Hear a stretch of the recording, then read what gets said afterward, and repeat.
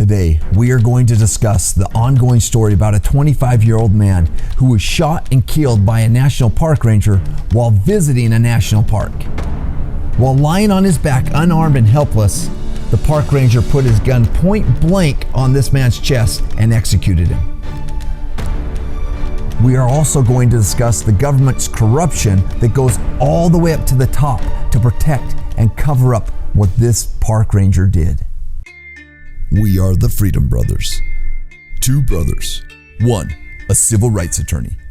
The other, a typical hardworking American. Both devoted to upholding the Constitution, protecting our liberty, and stopping the unlawful and relentless government intrusion on our rights. Welcome to this episode of A Killer in the Park, the National Park, and the government's attempt to cover it up. When we met Travis Lorentz, it was obvious that he was almost a spitting image of his son, Gage. Yeah, Gage was a really good young man. He was super bright. He was a very proud American. He worked extremely hard. He hustled. He had really good values. He was honest. Anything he did, he put his whole person into.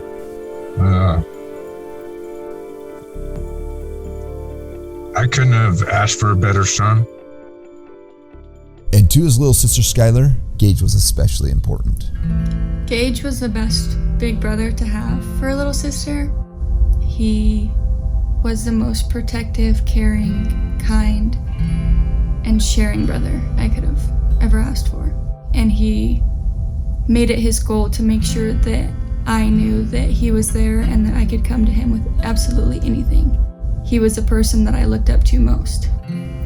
Despite the heartbreak of losing her only son, Gage's mom, Kim Beck, also sat down to tell us more about it. Gage was the kind of young man that would keep his word regardless. He would go out of his way to help others and do everything he could. He was always extremely level-headed and brought us to a point of realizing that there was no need for tempers. There was no need to argue. Just a very mellow, laid-back nature, full of compassion. He could be a stranger on the street. It didn't matter to him. He had real close relationships with all of his family, even certain family members that, didn't necessarily talk to another family member. He always kept up with everyone.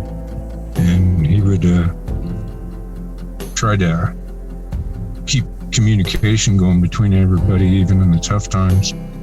He's a real good individual.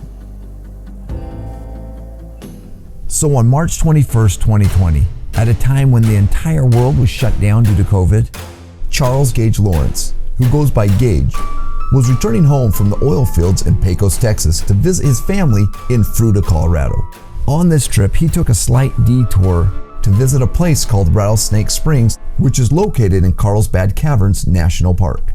Tragically for Gage, this would be his final trip, because his life was unnecessarily and brutally taken by an on-duty park ranger by the name of Robert John Mitchell. This broadcast is carefully constructed from almost 2 years of court records, FOIA requests, discovery from the current civil suit, transcripts, body-worn camera footage, and interviews. In this series, we are going to discuss and expose the unconstitutional, dangerous failures of our current government's law enforcement system that led to the killing of Gage Lorentz, and the cover-up by our government that appears to be more focused on defending its own and safeguarding bad government actors rather than protecting the people's rights they are supposed to be serving. My name is Spencer Park. I am a civil rights attorney. I have worked with and represented the family of Gage Lorentz for the last 2 years in their tireless quest for answers, change, and justice. You see, when Gage was killed, no one from the sheriff's department, no one from the government even contacted them to tell them that Gage was killed. No one from those places would even give them any details. They had no idea what had happened to their son. There was a criminal investigation into the officer that was either botched or rigged. There was a district attorney that was either too weak or incompetent to press charges. and there was a DOJ that absolutely did nothing. Their only option was to file a civil suit against the government. In this podcast, we are going to present all the evidence to you just like we would in a court of law. My brother is off camera right here, and he, as one of the people of the United States of America, just like you, is going to be expressing his perspective as a reasonable juror would, given the facts in the case. We are going to begin this by showing you the actual footage from the body-worn camera that was on the officer that killed Gage. We're going to combine that with all the other evidence, and you are going to be able to judge what happened here. So if you're just listening to this podcast, I would highly recommend you go back and watch it later on, because we are going to show you actual footage from the body-worn camera along with reconstructed forensic accurate 3D models of the incident. We are going to try to narrate this the best we possibly can. However, to see it is going to make it a lot easier to understand what's going on. So as we already mentioned, Gage was on his way back home from the oil fields traveling from Pecos, Texas to Fruita, Colorado. When he ventured off to Rattlesnake Springs in Carlsbad Caverns, it was there he was pulled over for speeding on a dirt road by park ranger Robert John Mitchell. And this is where the body-worn camera footage starts. Okay, so this first part on this video, you're going to see Gage just standing there. He's just gotten out of his truck, and Ranger Mitchell's pulled up and he's gotten out of his SUV also, and they're facing each other. The video, however, is from the perspective of Ranger Mitchell's body-worn camera that's on his chest. At this point, there's no audio because this body-worn camera has a 30-second buffering function. So the 30-second buffering, from the way I understand it, it's kind of like your Ring doorbell camera. It's always recording, but when they push the doorbell, it essentially says, bam, this is the activation events, just like when the ranger pushes his button on the camera to start it. It goes back the 30 seconds prior to that, because it's always recording on a loop. Yes, that's correct. Then you get that 30 seconds prior, it just has no audio. So that's why this 30 seconds has no audio. You'll actually hear right there, you see his hand come up and he actually hits it, and you'll hear the beep of when he turns on his camera. Okay. Go ahead and step over here, please.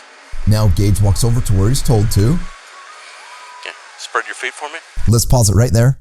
Why is the officer having him spread his feet here? I have no idea why. He's acting like he's done something wrong. All right, play it now. He spreads his legs and starts to playfully dance to the music you can hear coming from his truck. Come on. That was pretty good. Gage says, "Come on, that was pretty good timing, right?" Are these your friends over here? No, I don't know who that is. Okay. There are 3 teenage boys you can't see on the video right now. Pause it. Now there's like this weird, awkward moment of silence where it appears the officer is just like staring at him. Yeah, the officer is just quiet, like he doesn't quite know what to do here. It's like nothing's going on, dude. Yeah, there wasn't. Now, you're going to want to pay attention to how quickly Ranger Mitchell escalates and creates a dangerous situation here. This was a minor traffic stop on a dirt road in the middle of nowhere during the COVID pandemic. Just to remind you, this traffic stop was a misdemeanor, a non-arrestable offense. Gage wasn't being pulled over for committing any sort of crime. Okay. Go ahead and turn around. Turn around, sir. Okay, stop. Pause it. Right there. So then after this awkward pause, the ranger can't decide what to do. So he says, okay, stand over there, turn around. He's going to handcuff him. He's going to handcuff him for speeding on a dirt road? That's right. Gage was pulled over for a non-arrestable traffic violation, and the evidence shows he hadn't been drinking, nor did he have any drugs in his system.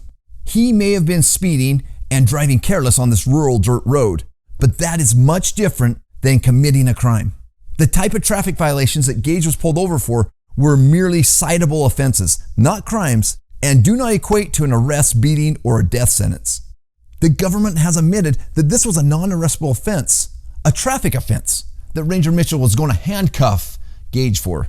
Also in this frame of the body-worn camera footage, for those of you that are just listening, you can see that Gage is calmly just standing there. His hands are obviously not in his pockets, and his blue jeans are tight enough that if he did have something in his pockets, you would be able to see it. All right, play it. Oh, come on. Get real with it. Other one. No. Yeah. Okay, hold on. So it appears that he's pulled his taser out and Gage is saying, no, I'm not turning around. Why would I turn around? I've done nothing. Look at him. His demeanor is not threatening or dangerous. There is no indication that he's going to be dangerous. He is calmly standing still and was completely compliant up until the moment Ranger Mitchell decided to violate his rights by making him turn around and put handcuffs on him for no apparent reason. Now, the officer has not called for backup at this point, right? No, he didn't call for backup until after he shot Gage. So he was so threatened that he would pull his taser out, and he had not called for backup. Well, look at Gage's face there. Does that look like a man that's going to attack you? Or, I mean, look at him. He's doing nothing. And even if the park ranger did think Gage was acting strange, he never asked if Gage had been drinking or if he could give him a sobriety test. The ranger didn't follow any law enforcement protocols while Gage was just standing there. He's looking at the ranger in a totally non-threatening way, completely innocent as to what is about to happen to him. And that's why it's important for everyone to understand that the Fourth Amendment of the Constitution states, the right of the people to be secure in their persons, houses, papers, and effects against unreasonable searches and seizures shall not be violated. And no warrant shall issue but upon probable cause, supported by oath or affirmation, and particularly describing the place to be searched and the persons or things to be seized. None of that existed at this point. There was no probable cause of a crime committed, nor was there a warrant for his arrest. in Terry versus Ohio, the Supreme Court stated, it must be recognized that whenever a police officer accosts an individual and restrains his freedom to walk away, he has seized that person. Once an officer of law puts someone in handcuffs, that person is obviously no longer free to leave, which means under the law of the Fourth Amendment, they have been seized. They are in fact under arrest. Now, law enforcement, they tend to say, oh, no, this was merely an investigative detention. However, the Supreme Court says otherwise. In Terry v. Ohio, there's a distinct difference between an investigative detention and when that detention has ripened to an arrest. And that difference is when the suspect feels he is unable to leave. Simply put, our Constitution is set up so that the police cannot just subjectively arrest you. They can't just put you in handcuffs while they search and seize your things and search it until they find a crime that they can charge you with. That kind of crap happens in North Korea, China, Cuba. But in this United States of America, there has to be probable cause of a crime before you are seized and searched. Even the Supreme Court has said not even good faith on the part of the arresting officer is enough to seize someone. If good faith was enough, then the protections of the Fourth Amendment would evaporate and the people would be secure in their houses, papers, and effects, only at the discretion of the police. That comes from Beck v. Ohio, 1964. Having only committed a traffic violation, Gage would have known he had not committed a real crime. As one of the people of the United States of America, Gage was endowed with inalienable rights protected by the Constitution. Ranger Mitchell, on the other hand, as a governmental employee, had a duty not to infringe upon those rights of the people. The Constitution puts bounds around the government. It does not bind the people, it binds the government. And as a federal park ranger, Mitchell took an oath of office in which he swore he would uphold and defend the Constitution, which was a contract he freely entered into. Now, would everyone have done what you're going to see Gage did? And when there was no probable cause to a crime, say, no, you're not handcuffing me. Maybe not. But everyone has a God-given right, guaranteed by the protections of the Constitution, to invoke the right to not be seized without fear of being attacked, shot, and killed by law enforcement. The Supreme Court has stated there be no sanction or penalty imposed upon one because of his exercise of constitutional rights. Moreover, In Miller versus U.S., the court also said, the claim and exercise of a constitutional right cannot be converted into a crime. Okay, let's play the video again. Now. Turn around. Take your hands out of your pockets. That popping sound you just heard was Ranger Mitchell suddenly shooting Gage with his taser. And that is where the video ends. It just cuts off. 26 seconds of Ranger Mitchell's lapel video is missing. Wait, what? Yep. Less than 1 second after Ranger Mitchell says, take your hands out of your pockets, he instantly raises the taser and fired it at Gage. And then the body-worn camera video cuts out for 26 seconds. Let's play that last part again where Gage is just standing there, and you'll hear the taser fire right after he says, take your hands out of your pockets. Take your hands out of your pockets. Take your hands out of your pockets. Take your hands out of your pockets. Gage didn't have time to take his hands out of his pockets. Nobody could have done that. Those of you just listening, the Ranger wasn't pointing the taser at Gage until the moment he fired it at him. Then it comes back on, and they're in the midst of this fight. And the interesting thing is, Mitchell's taser is gone, but now he's got his gun in his hand, and they're on the ground. Trigger warning. The following body-worn footage that we are about to show you and discuss is graphic and may not be suitable for all viewers. You have been warned. This next part is where the body-worn camera comes back on after the missing 26 seconds. So I want to explain what's happening so you'll be able to follow along. At some point during those 26 seconds that are missing, Ranger Mitchell lets go of the taser and takes out his gun. While they're on the ground, he shoots Gage 2 times. Once in the leg, and then once point blank to the chest, while Gage is lying on his back, helpless. Play it.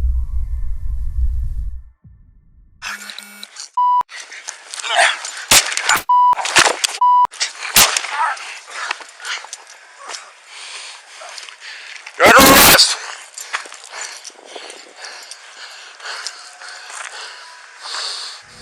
And that's how the park ranger Robert John Mitchell killed Charles Gage Lorentz. Mitchell has now gotten into his patrol car and grabbed his CB. That heavy breathing you hear is Mitchell trying to catch his breath so that he can radio in to dispatch. NPF 403 Central 1099, shots fired, Rattlesnake Springs. We're going to go back now and break down the video frame by frame with you to expose what really happened on March 21st, 2020 at Rattlesnake Springs, when Ranger Mitchell made a conscious choice to shoot Gage Lorentz. We are very fortunate to have access to the forensically accurate 3D animation models created by the professional experts in this case. These 3D models of the incident are based on laser and drone scans of the crime scene and with the camera matching position technology from the body-worn camera video footage. Now let's take a closer look at everything. Okay, so in this first frame after the missing 26 seconds, you can see the camera is facing the ground. You can see the grass on the ground. You can also see both of Ranger Mitchell's arms and that his gun, Ranger Mitchell's gun, is out and Ranger Mitchell is holding it with both of his hands. His right hand is gripping the gun in the way you would hold it if you were going to shoot the gun, with his index finger in the trigger guard. His left hand is grabbing the top of the gun. And here you can see Gage's right hand trying to pin the gun to the ground. At this point, both men are kneeling on the ground and Ranger Mitchell has his hands both securely holding on to and in control of his gun. As we slowly play the video, we get to this frame right here, which gives us a clearer view of the situation we just described with the gun on the ground, and you get a better view of Gage's camo jacket sleeve. Now looking at one of the forensically accurate 3D animations of this situation, we get a bird's eye view of how the bodies were positioned at that moment. With both of them on their knees, Ranger Mitchell holding the gun with both hands and Gage to the side, defensively trying to pin Mitchell's gun to the ground. It looks like Gage was just trying not to get shot here. Which makes sense because everyone we've talked to that knew Gage referred to him as a peacekeeper. Let's take a look at what he actually did. Now during the struggle going forward, right here, for some reason, Gage stops trying to pin the gun to the ground. Gage may have been trying to get up and to get away from Ranger Mitchell, but you can see that Gage's action of unpinning the gun and getting up allowed Ranger Mitchell at this point to freely move the gun and start getting up as well. As we freeze this frame, you can see Ranger Mitchell's arm and that his shadow is indicating he has gotten up on one knee, which is clearly demonstrated in this 3D animation. In this next frame, you can only see their shadows. The one on the left is Ranger Mitchell's shadow, and the one on the right is Gage's. Mitchell seems to be kneeling or sitting with his left arm supporting him on the ground, and the gun in his right hand is between the two. The audio and video indicates that this may be the frame where Ranger Mitchell raised his gun to Gage's upper right thigh and shot him for the first time. In the next few frames, the gun is still pointed at Gage's thigh, and you can actually see the hole where the bullet went through Gage's pants. And now looking at the animation stills puts this entire situation into perspective and shows just how the two were positioned when Ranger Mitchell completely blew out Gage's right femur. And as we play the next few frames, you see the gun pointing at Gage's upper leg region. Okay, now you see Ranger Mitchell pushing Gage in the face and knocking Gage on his back. And we'll stop now. Here's the animation depicting their positions as Ranger Mitchell was pushing Gage's face and knocking him to the ground on his back after he was shot in the leg. It's apparent that having just been shot in the leg, that injury prevented him from continuing to defend himself against Ranger Mitchell. Okay, in this frame, you can see Ranger Mitchell starting to put his gun against Gage's chest. He's already shot him once, he's in pain and laying on his back. You can also see right here wires from the taser, as well as the location where the first bullet most likely penetrated Gage's pants.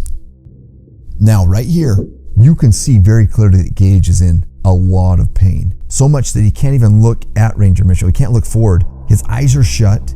Gage is now completely incapacitated and lying helpless on his back in what appears to be a tremendous amount of pain. You can see it in his face. He can't even open his eyes.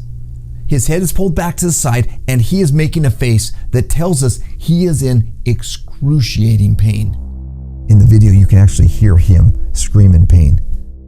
And here's an animation of this moment where you can see Ranger Mitchell has controlled the situation, is on top of Gage, holding him down with his left arm and pressing his gun to Gage's chest with his right hand.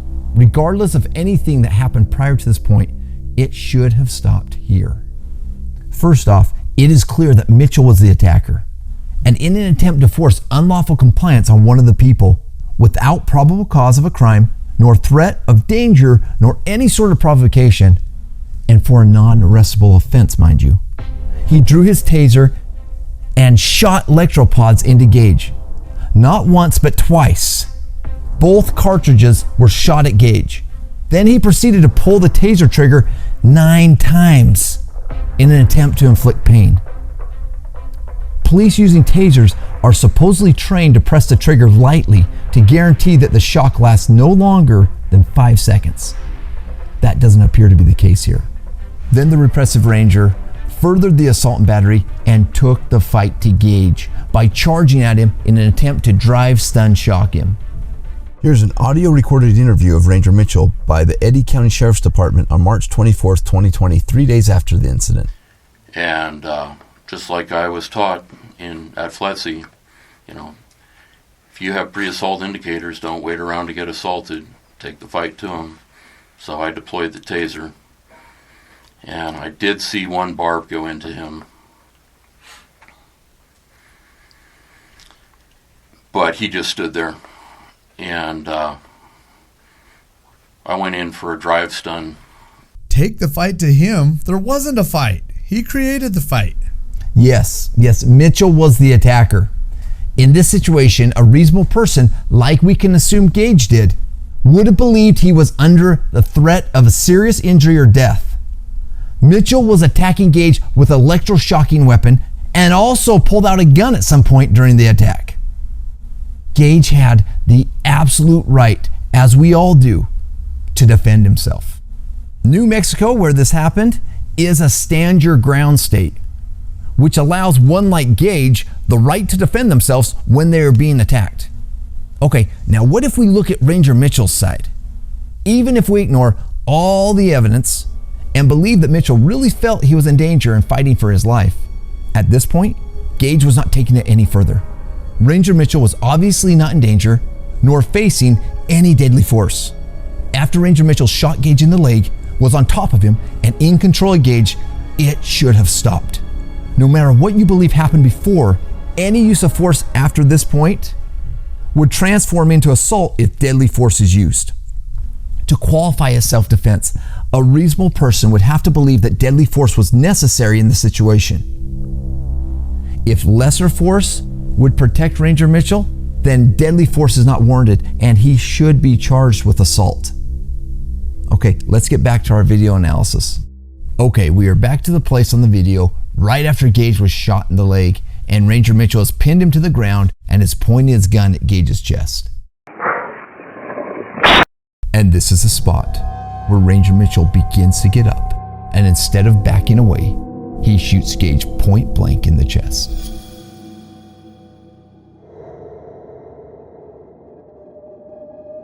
If you're watching this, you'll notice in this frame, as Ranger Mitchell is getting up, you can see his arm with the gun extended towards Gage's chest, and Ranger Mitchell's shadow shows his profile.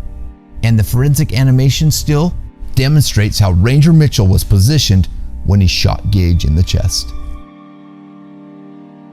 And an examination of the autopsy shows that burns and soot deposits at the gunshot entrance confirm that the muzzle of Ranger Mitchell's gun was fired within 12 inches of Gage's chest.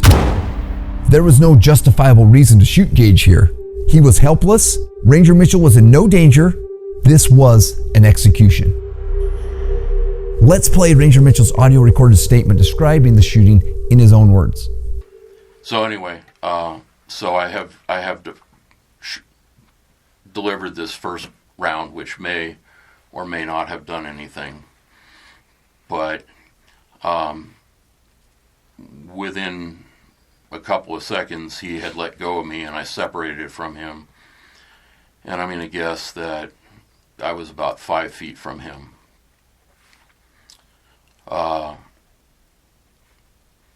He looked at me, and in that moment, I really knew he was just going to come back and attack me again. And I didn't even get a chance to get out a verbal command about anything. And I raised my pistol and I shot him a second time. Or I delivered a second shot. I don't know if I shot him the first time successfully. I really don't. But after I delivered that second shot, he stopped. He looked at me for another second maybe, and he fell forward. Here's that frame again of where Ranger Mitchell claims he was separating about 5 feet away. And the moment that Gage looked at Ranger Mitchell, and Ranger Mitchell really knew Gage was going to come back and tag him again. For all of you just listening that can't see the frame, that couldn't be further from the truth. Gage here is lying on his back, eyes closed, head back, with his face showing what appears to be he is in excruciating pain. According to painscale.com, from a medical standpoint, on a pain scale from 1 to 10, a fractured femur is rated at a 10, which is debilitating pain. This unimaginable level is so intense that it makes many people go unconscious. And remember, Gage didn't have just a fractured femur. The bullet had shattered his femur, it had blown it into pieces. It goes without saying, if someone you are physically struggling with is suddenly hit with that level of pain, it would be obvious that the bullet you shot at that person had hit him. And it would be virtually impossible for that person to continue to participate in a physical altercation. After being shot in the leg, you can see Gage here, who is on his back with his eyes closed, looks to be in pain, completely harmless and defenseless. Personally, I think a weaker man would have probably passed out at that point. A reasonable person couldn't look at him right there and think, oh no, he's coming at me. And you would hope a law enforcement officer would at least rise to the level of a reasonable person. Okay, play that again, because he's talking about the frame you see right here. He looked at me, and in that moment, I really knew he was just going to come back and attack me again. This was not going to be Ranger Mitchell's only lie. And somewhere in the vicinity of where I'm standing right now, I would have deployed my taser off in that direction. Somewhere in there, I walked up to him to do the drive stun. This is Ranger Mitchell in a video recorded walkthrough interview on March 24th, 2020, 3 days after the shooting. And the fight began. And he pushed me back this way towards where the front end of the patrol car was. And the struggle was on here. This is where I could feel him reaching around. I'm covering my weapon with my dominant hand. Reaching for the weapon. At some point, he hits me with both hands, and I have my hands free. Or, excuse me, I know that his hands aren't reaching for my weapon anymore. And I drew my pistol and shot him, and I still don't know if that was a successful shot, somewhere in the hip pelvis area. And after I had made that shot, he let go of me, and I backed up and stood up and shot in that direction for the second shot. Let's look at a few things that Mitchell both omits and makes up. First, he never says that they were on the ground in any of his statements, when it's obvious they were, from both the video footage and the fact that he had scrapes on his elbows and knees. 2, he never states that he pulled his gun out way before he shot Gage in the leg. He makes it sound like the gun was in his holster the entire time until right when his hands were free, and then pulled the gun out immediately and shot Gage. It's like he's delusional, when clearly Gage was holding the gun on the ground to protect himself from being shot by it. Exactly. He never states also that there was a struggle on the ground with the gun and that the gun ever came out onto the ground. In fact, he goes further. He makes it sound as though Gage only went for his gun while it was in his own holster. And he doesn't mention that he at some point had pulled it out and that the gun was in both of his hands on the ground while he was on the ground, and Gage's hand was holding it, pinning it to the ground while it was out of his holster. Here's a question that I don't quite understand. Ranger Mitchell's hand is clearly on the gun in the way you would draw the gun and shoot it. In other words, your palm on the gun right, your fingers on the handle right, and your trigger finger on the trigger right. He's holding it in the perfect position as though he drew it out and then went charging towards someone with it. His story sounds as though there was next to no time between him drawing his gun and shooting Gage for the first time.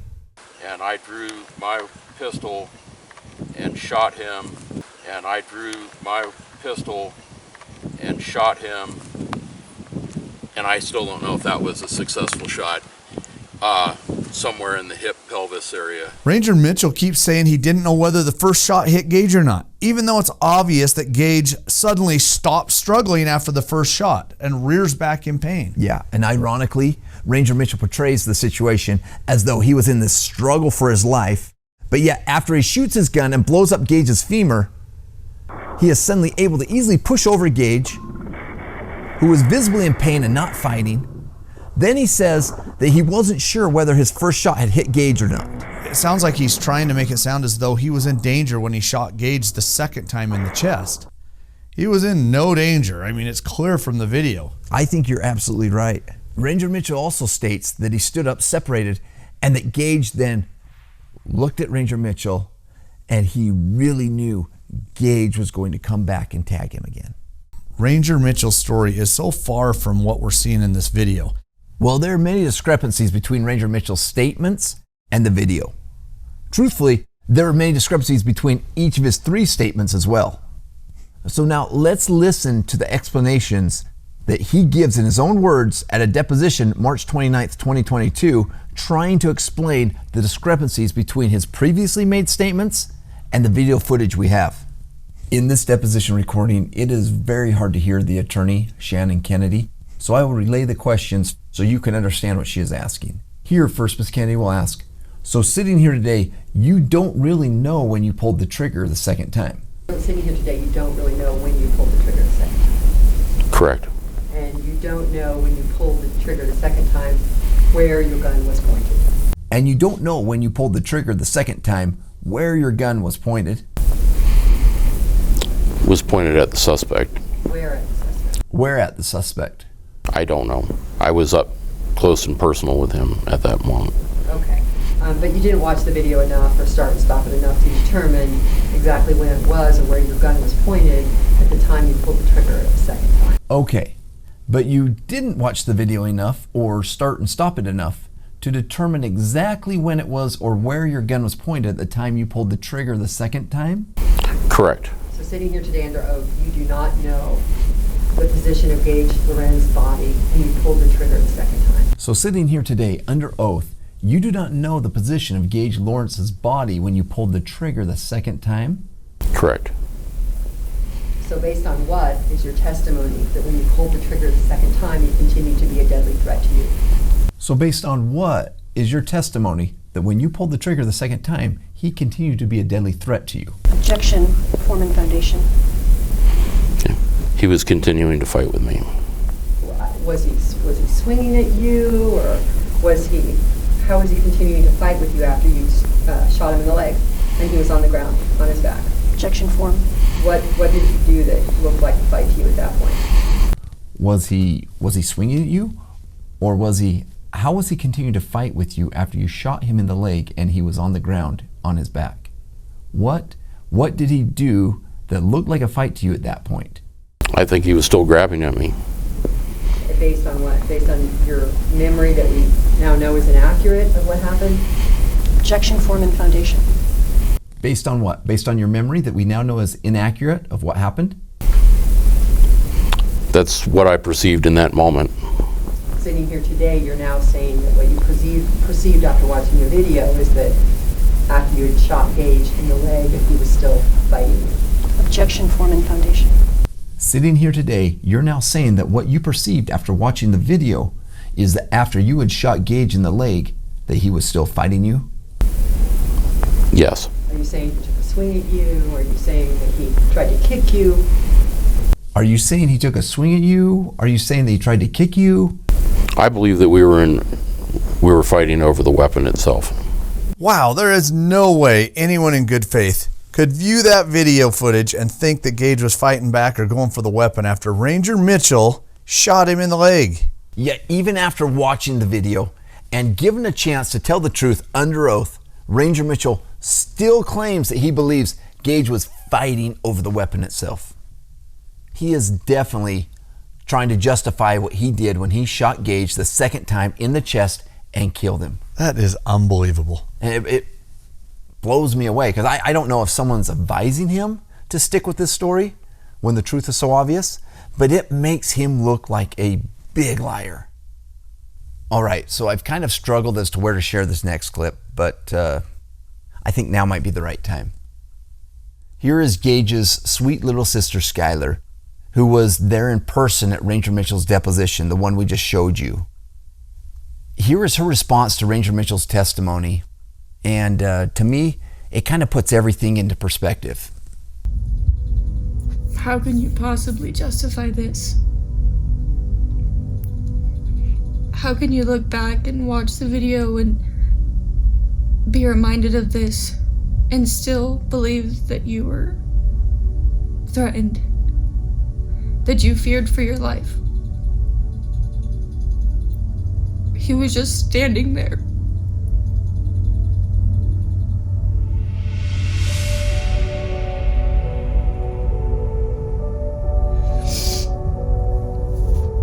He was trying to make you laugh and make the situation lighter. Dance around, make a joke. And you took that as threatening you? You can tell just by hearing her voice that Skylar and Gage were very close. It is heartbreaking to see the pain that this loss has caused her. You got to understand that Gage was a hardworking, productive, good man. His family, salt of the earth, really good people. Hearing Skylar just enforces why this is such an important case. When government violates our rights, real people get hurt. Hey, can we go back to the place where Gage was tased and the camera cut out before the shooting? You bet. What do you want to talk about? Okay, so after the part where he was tased and the body-worn footage cuts out, was there buffering when it came back in like there was when it first started? Nope. Okay, so this is just really odd. It would seem really strange at the most intense part of this that it cuts out instantly when that taser's fired and then comes back in when they're on the ground fighting. Yeah, I know. The 26 seconds appears to be the most crucial part of the whole video. I've seen fights that literally last 5 to 10 seconds and they're done. 26 seconds in this type of situation is a ton. Yeah, here's a list of the facts that happened during the missing 26 seconds of video. Mitchell approaches to drive stun Gage. Mitchell fires the second taser cartridge. Mitchell pulls the taser trigger 9 times. Mitchell strikes Gage multiple times with his taser. Mitchell pulls out his gun and both end up down on the ground. Mitchell has filled this missing 26-second void with a bunch of lies, manufactured a plethora of conflicting and false explanations for his choices to deploy his taser, to close his distance on Gage, to go for the drive stun, to pull out his gun, and then to execute Gage with 2 shots. The first Gage could have survived to the femur. The second to the chest was a deadly shot. The deceit here is particularly troubling for 3 main reasons. 1, the body-worn camera footage that has been conveniently recorded over, deleted or lost or crashed is the most critical 26 seconds of evidence in this case. Mainly the moments right before Ranger Mitchell made the choice to execute Gage. 2, Mitchell's SUV had a dash cam mounted in the perfect position to capture this entire incident. But that dash cam footage has also conveniently and suspiciously become non-existent. And 3, Gage is dead and cannot give his account of what happened. It is amazing how it just so happens that all the missing pieces of evidence are in favor of Ranger Mitchell and the government. You can't make this stuff up. It's too crazy.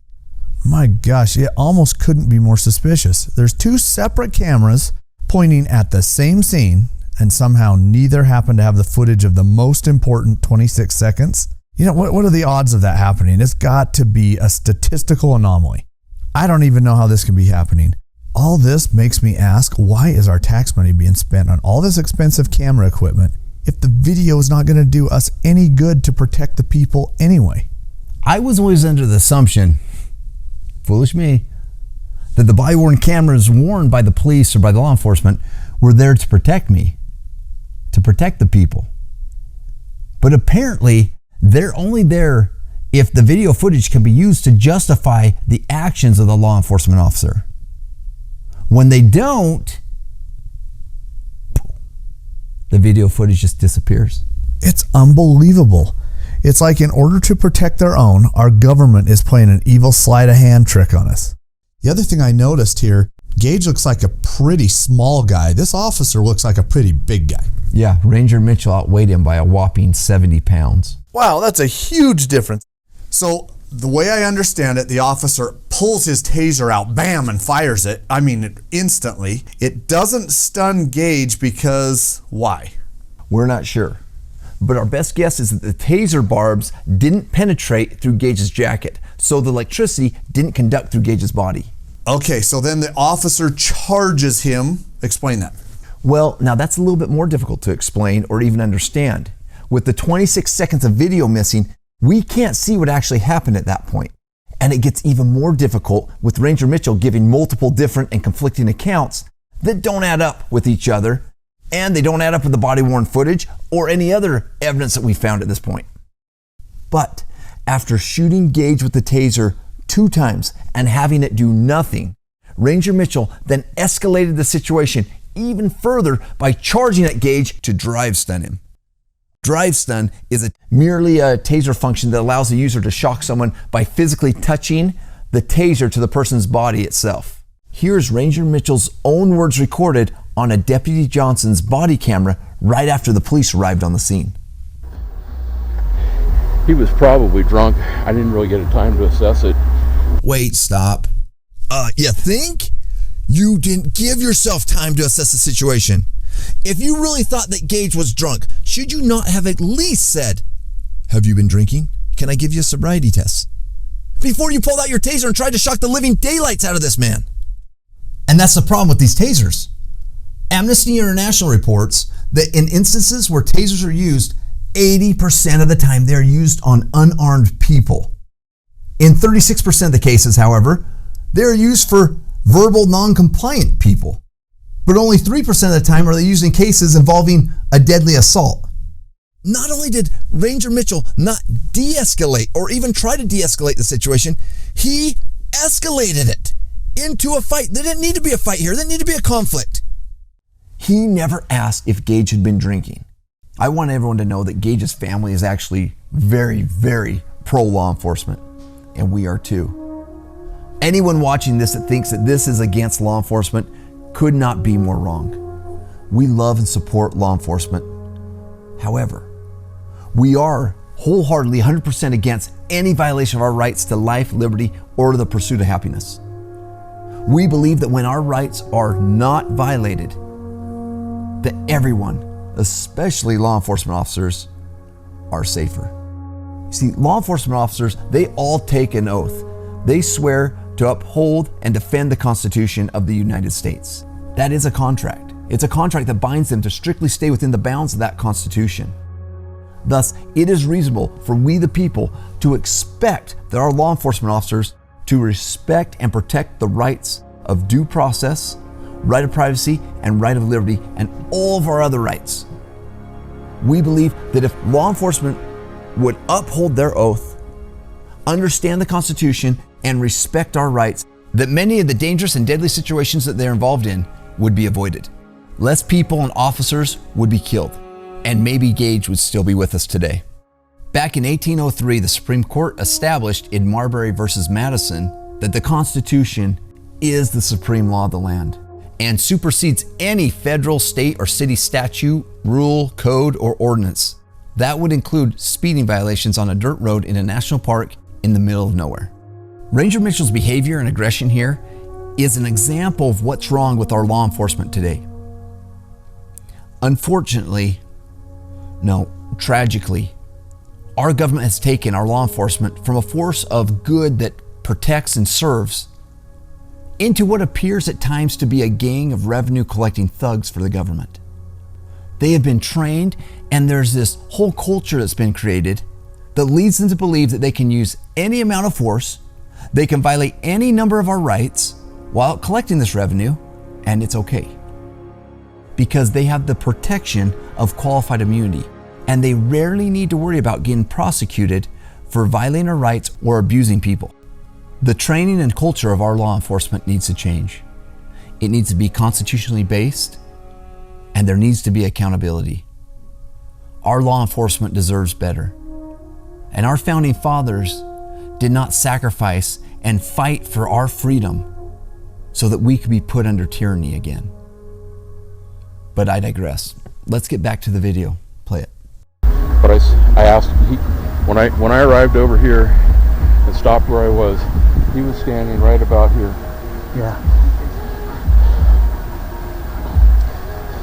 I asked him his name.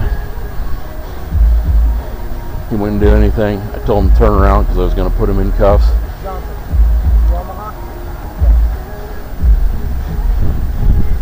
He said no. I drew my taser and he says, no, the other one. You need the other one. And that's when I shot him with the taser.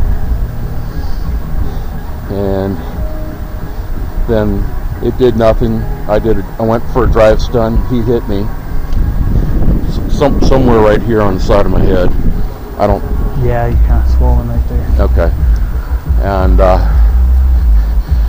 then the fight was on. He grabbed me around the neck and he tried to push my head into the push bar. And I came up and I fired one round. I don't know if I got him or not, but I definitely got him on the second one, and he crumbled. Did he just say that? I can't believe he said that right after he killed a guy. And he crumbled? And he crumbled. And he crumbled.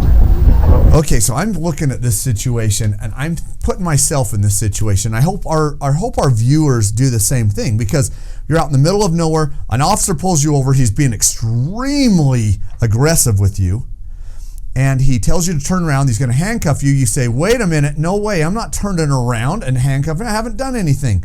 And then he pulls his taser, fires it, bam, and then runs at you and is going to ram you with this cattle prod thing, and you're sitting there.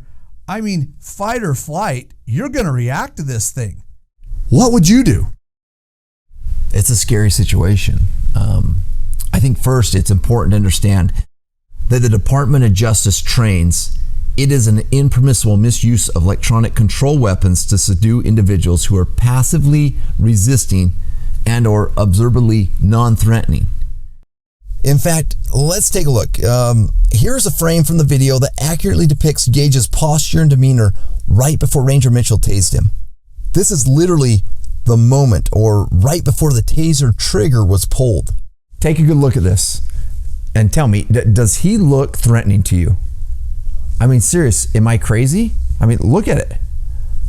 He's just standing there calm, right?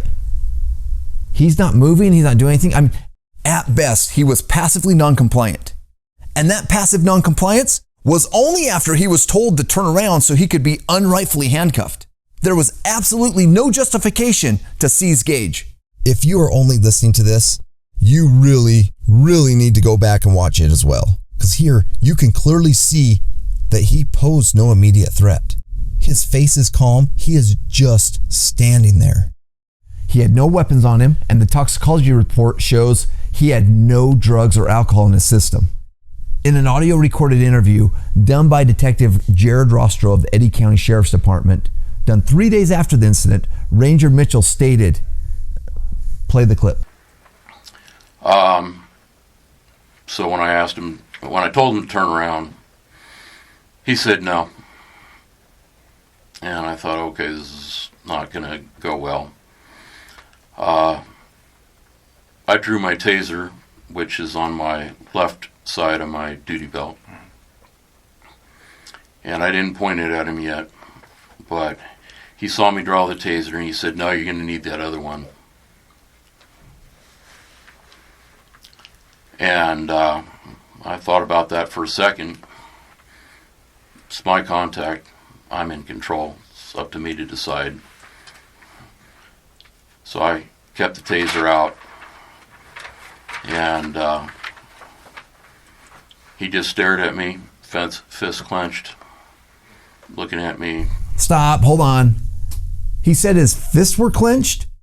You can see in the still right here from the video, Gage's fists are not clenched. He told him to get his hands out of his pockets right before he shot the taser. So which way was it? Were his fists clenched or were his hands in his pockets? And just like I was taught at FLETC, if you have pre-assault indicators, don't wait around to get assaulted. Take the fight to them. So I deployed the taser. And I did see one barb go into him. But he just stood there. And I went in for a drive stun with no effect. So I don't know if there was a clothing disconnect. I don't know. I guess it doesn't matter. But the drive stun did not work. And I had a second cartridge in there. And I thought, well, okay, I'll deploy that. But I never got that chance. He struck me. And then the fight was on. Okay, wait, hold it. Actually, we know now that both the taser cartridges were deployed from the crime scene pics, from the taser electronic records, and the testimony by the Axon taser expert. Does it bother anybody else or concern anyone else that Ranger Mitchell left FLETC, which is the Federal Law Enforcement Training Center, believing that he was supposed to take the fight to them? That concerns me so much. Play it again. Just like I was taught at FLETC, if you have pre-assault indicators, don't wait around to get assaulted. Take the fight to them. Take the fight to them. Take the fight to them. There was no indication of assault or pre-assault by Gage. There was, however, an assault, battery, and false imprisonment by the ranger. Law enforcement officers cannot detain or arrest suspects without reasonable suspicion or probable cause. And in New Mexico, where this happened, a law enforcement officer commits a non-privileged battery when he or she uses deadly or excessive force in effecting an arrest without a reasonable belief that the arrest can otherwise be made. But here, an arrest nor detainment should have been made. There was no probable cause. Did you want to say something else about the interview? Wow, that is from the ranger's own mouth. And the reason we have that testimony and don't have the camera footage is because during the period that happened, it cuts out the second the taser fires and doesn't come in for 26 seconds. Yep. Take your hands out of your pockets.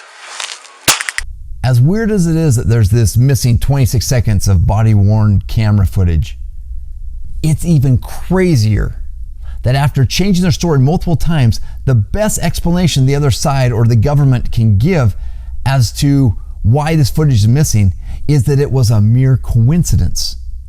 That it just happened to cut out and then back in when it did. Let's not forget, the Ranger Mitchell also had a dash cam in his vehicle that failed to record. They expect us to believe that this footage just happened to cut out exactly right before a fully armed government agent attacked a man without probable cause, who was unarmed, had not committed a crime, and gave no sign of being dangerous. This whole thing is so fishy, it stinks to high heaven. Pursuant to the Constitution, law enforcement officers are forbidden to violate our rights, which includes attacking us. They can try and claim that there are pre-assault indicators, but in all reality, the only assault that happened that day was committed by Mitchell. Granted, Gage's attitude, it may have upset, it may even pissed off Mitchell. However, this is the United States of America, and nothing Gage did that day gave Mitchell the right to touch, shock, and kill him. The whole purpose of the Revolutionary War was to escape tyranny. And the Declaration of Independence states that the purpose of our government is to secure our God-given rights. Ranger Mitchell denied Gage many rights that day, obviously the right to life. But he also denied him the right to due process. Because within a few short minutes, Ranger Mitchell wrongfully acted like the law enforcement officer, prosecutor, judge, jury, and executor. This whole story reminds me of the peacekeepers in the Hunger Games, wherein this police state exists and the law enforcement can do anything to the people they want. They can tase, they can beat, they can shoot, they can kill without justification, and it doesn't matter because the fact alone that they're the government's peacekeepers means they wouldn't do anything wrong. They have immunity, and rights don't matter when you're dealing with the government's peacekeepers, or should I say park rangers. We have really just barely touched the tip of the iceberg in this episode, because in this case, there are so many other things we need to share with you. In our next episodes of this Killer in the Park series, we are going to show you, and you're going to see just how inhumane Peacekeeper Mitchell was to Gage after he shot him twice. At that point, he put his hands behind his back, handcuffed him, and left his face down in the dirt for 19 minutes unattended while Gage slowly bled to death. Despite being EMT certified in the past, Ranger Mitchell never once attempted to administer any sort of CPR to Gage. In fact, it wasn't until the state police arrived 19 minutes later after the shooting and felt the pulse that Gage was given any sort of CPR treatment. We will also be discussing and exposing more of the unconstitutional and dangerous failures of our current law enforcement system and the cover-up by our government. We are going to walk you through the botched and incompetent criminal investigation of Ranger Mitchell that was never intended to find the truth, the failure to prosecute Mitchell by a weak district attorney, the sloppy autopsy report that failed to include critical important findings, the lack of de-escalation training of the heavily armed National Park Force, as well as keep you up to date on the family's civil case. Unfortunately, you're going to see that the corruption and deception goes all the way to the top. In a USA Today op-ed piece, Gage's dear mother, Kimberly Beck, put it best when she wrote, Attorney General Merrick Garland and President Biden are publicly advocating for police reform at the state and local levels in the wake of Black Lives Matter. Yet Garland and Biden have the direct ability to prevent brutality in their own backyard by ending qualified immunity for the government actors like park rangers. But they have not. Literally hundreds of hours have gone into making this episode, and we pray it will be of benefit to your life in some way. Thank you for listening. If you'd like to help out our cause, please like, subscribe, and share. Share it with as many people as possible, for we believe everyone should know about Gage Lorentz and his killer in the park story. If you feel so inspired to help out even more, please let us know you'd like to be involved and join this great cause. May God be with you till we meet again. And remember, if you know your rights and you are brave enough to invoke those rights, then you are more powerful and free than they have led you to believe. We are the Freedom Brothers.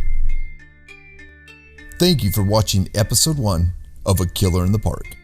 If you have had your rights violated by a National Park Ranger, law enforcement officer, or any other government official, please contact us and tell us all about it. We can be contacted at freedombrospod@gmail.com.